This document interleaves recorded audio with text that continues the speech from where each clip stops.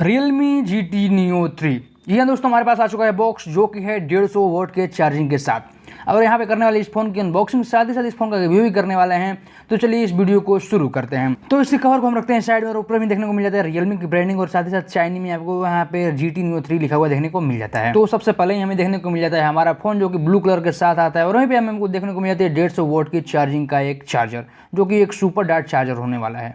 GT Neo 3 अपने पहले model से बिल्कुल अलग नजर आ रहा है और इसका डिजाइन भी काफी स्टाइलिश और स्पोर्टी है। GT Neo 3 पर दो धारीदार फिनिश वाले लाइंस नजर देखने को आते हैं जो कि काफी इंस्पायर्ड है, यानी कि जो कि लेमैन्स रे से इंस्पायर्ड है। और इनकी वजह है कि ये जो स्मार्टफोन की स्पोर्टनेस है और काफी ज्यादा बढ़ जाती है, यानी स्पोर्टी टाइप का स्मार्टफोन लग रहा है। GT Neo 3 बिल्कुल नया मीडियाटेक डायमेंशन 81100 पर काम करता है और जो कि एक मिड रेंज वाला स्मार्टफोन है जो कि अच्छा प्रोसेसर के साथ आता है। वहीं बात करते हैं फोन, जो इसका प्रोसेसर है वो स्नैपड्रैगन 8 Gen 1 जितना पावरफुल तो नहीं है लेकिन काफ़ी अच्छा है। फ़ोन की बात किया तो इसमें आपको 150 वाट की फास्ट चार्जिंग के साथ फ़ोन आता है जो कि फ़ोन को 20 मिनट में पूरी तरह से चार्ज कर देगा, यानी कि 5 मिनट के अंदर या फिर 10 मिनट के अंदर आपको फ़ोन को 50% तक चार्ज कर देता है। वहीं बात करें GT Neo 3 की तो इसमें आपको 3 कलर्स देखने को मिल जाते हैं और यहाँ पे लेमैन्स कलर है नीले रंग का, और जो दूसरा है वो सिल्वर स्टोन है और जो तीसरा है वो साइक्लोनस ब्लैक है, यानी तीनों स्मार्टफोन काफ़ी अच्छे हैं। बात करते हैं इस फोन के हम डिस्प्ले की तो आपको Realme GT Neo 3 में 6.7 इंच का 2K डिस्प्ले मिलता है। जी हाँ दोस्तों, बात करें इसमें इस फोन की तो जो इसमें डिस्प्ले है वो आपको OLED डिस्प्ले को सपोर्ट करता है। इसमें कि FHD प्लस रेजोल्यूशन मिलता है जो कि 120 हर्ट्ज रिफ्रेश रेट के साथ आता है। इसमें 360 हर्ट्ज का टच सैंपलिंग रेट मिलता है और वहीं आपको 1000 हर्ट्ज तक का स्मार्ट टच सैंपलिंग रेट देखने को मिल जाता है।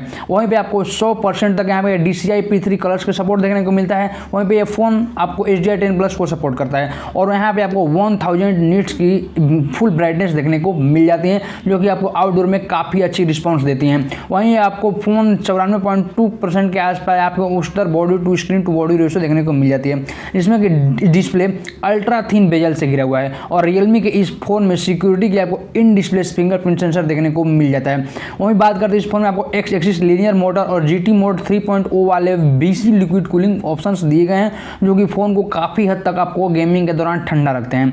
बात करते हैं इस फोन की प्रोसेसर की तो फोन में आपको ऑक्टा कोर मीडियाटेक डायमेंशन 8100 वाला प्रोसेसर दिया गया है और ये प्रोसेसर वैसे तो आपको बजट रेंज में ही आ जाता है।